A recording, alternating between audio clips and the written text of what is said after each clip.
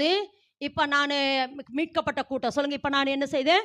மீட்கப்பட்ட கூட்டம். இப்போ நான் போயிட்டு இருக்கிற போது பகலிலே யார் இருக்கிறா எனக்கு மேலே? மேகஸ்தம்பம் யாருக்கு அடையாளம்? பரிசுத்தாவி. அப்போ என்னை வழி நடத்த யார் வராங்க? பரிசுத்தாவியானவர். அடுத்து என் கூட யார் வரா? எதுக்கு வரார் அவரு? எனக்கு தேவையானதை சந்திக்க. இன்னும் என்னமா வேணும்? ஆனா இதை நம்ம நம்பணும்.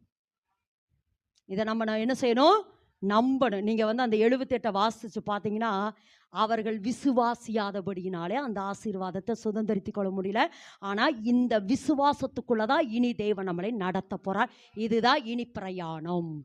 இதுதான் நம்ம பிரயாணம். எதுக்கு தெரியுமா? நம்மளுக்கென்று குறித்திருக்கிற ஆசீர்வாதத்தை சுதந்திரித்துக் கொள்ள. எந்த ஆசீர்வாதம்? ஆபிரகாமின் ஆசீர்வாதம். எத்தனை முறமா சொல்றோம்.